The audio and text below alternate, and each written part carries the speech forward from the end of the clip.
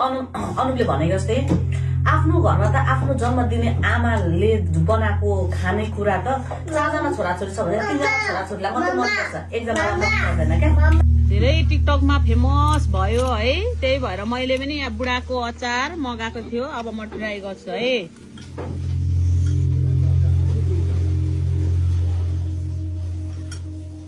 के हो अचार हो के हो? मिठो छैन? म निकाल मबाट अचार हुन्छ। बुढाको अचार त खानु भयो। यो चाहिँ हामीले आफूले घरमा बनाएको हो। यो चाहिँ हामीले घरमा बनाएको हो होइन। यो चाट्नु अब सबले वा वा वा वा भनेर मगाएको झन् है। हामी के चाहिँ हालेर बनाउँछ, हामी पनि यसको गरौँ भनेर। के हो यो? केही छैन त। हामीले बनाएको चाख्नु न अब। सिद्धाइसक्यो हाम्रो चाहिँ होइन। किन चाहिँ फ्याल्नु मुखमा हालिसकेको भनेर मात्र हो क्या। एकचोटि ट्राई गर नि, थाहा हुन्छ। मैले उयो गरेँ भने एकचोटि तिमीहरू पनि ट्राई गर क्या। बुढाको अचारलाई अल्छी लाग्यो होला नि। यो चाहिँ घरमा बनाएको रहेछ होइन, तिमीहरूले बनाएको आएको होइन। कुन चाहिँ मिठो छ? मिठो छ नि, हेर्दैखेरि थाहा हुँदैन अचार कस्तो हुन्छ भनेर। यहाँ हेर त, यो कलर हेर कस्तो स्पाइसी खालको, कस्तो हेर्दैखेरि वा कस्तो लसुन अदुवाको सेन्ट आएको। के हो मसला ससला पनि छैन, तेल कालो न कालो के हो यो? सबै कालो कालो यस्तो छ त तेल। केही छैन मसलामा, सब मुनि जमेको ल। अगायो अब बुढाको अचारले पनि नचाहेको। धेरै प्रचार सुनेर कस्तो नै हुन्छ भनेर चाख्नु भनेको ल। अब यसलाई के गरेर घरमै यसो मसला ससला लाएर, घरकै मसला लाएर तारेर बनाउनु। अब साँच्चै नपचाए चाख्न हो क्या। ल त चाख त तिमी, एउटा चाख साँच्चै हो क्या। चाख त ल्याउनु न होइन, सुरुमा हो क्या, साँच्चै हो। मैले ढाँटेको होइन ल सबैलाई। ननिकाल, पिरो मात्रै छ साँच्चै भनेको। नुन सुन केही छैन, सिलुङको क्या तेल मात्रै। मलाई त उयो पो बनाए त, के उयो के सिद्रा सिद्रा कपुर कपुर कपुर यस्तो त हेर्नु न। माया दिदी के बनाउनु भएको यस्तो? माया दिदीको बुढाले होला यस्तो हुनुपर्छ नि त। अनि अचार तपाईँ लटपट रुइन यस्तो भएन है दिदी। बेसी भयो के भयो भन्दै हुनुहुँदैन।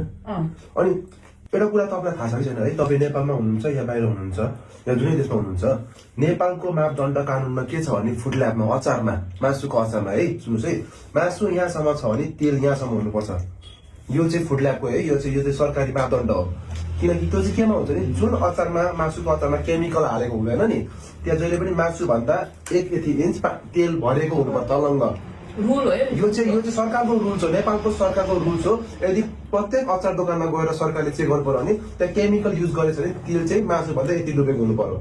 आफ्नो घरमा त आफ्नो जन्म दिने आमाले बनाएको खानेकुरा त 4 जना छोराछोरी छ भने 3 जना छोराछोरीलाई मात्र मनपर्छ, एकजनालाई मन पर्दैन क्या। हजुरले जतिसुकै मलाई नराम्रो भने पनि म सहने सक्ने क्षमता भएरै म यहाँसम्म छु, जे जस्तो छु म यहीँसम्म छु। र मलाई लाग्छ हजुरको पनि अचारकै बिजनेस होला, बिजनेस गर्नुहोस् हजुर।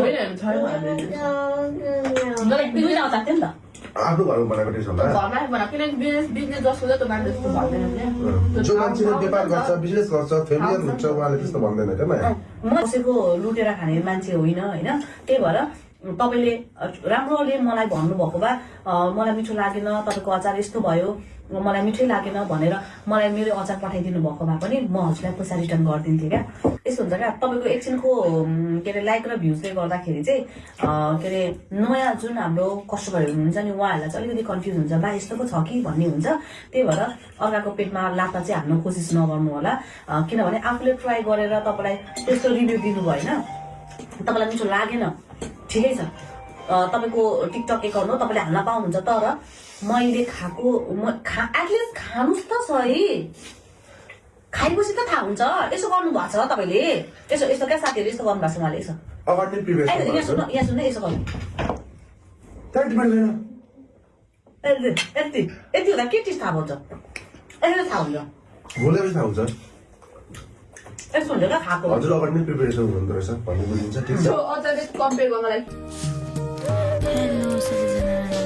सो म चाहिँ आज के भन्नु आएको छु भने त्यो बुढा बुढाको अचार माया गुरुङ दिदी छ नि उहाँको चाहिँ कस्तो विधि बिल्ला गरेको कि अचार न अचार पिरो नभएर गुलियो हुन्छ त त्यो अरूको खानु मन छैन भने नखानु नदिँदा पनि हुन्छ किन त्यो अर्डर गरेर मगाएर अरूको किन चाहिँ बिल्ला गर्नु कि त्यस्तो बिल्ला चाहिँ किन गर्नु पर्यो कि आफूलाई मन पर्दैन खानु मन छैन भने अर्डर पनि नगर्नु पर्ने प्लिज त्यसरी अरूको बिल्ला पनि नगर्नु होला अचार पनि त्यही माथि पिरो नभएर गुलियो हुन्छ त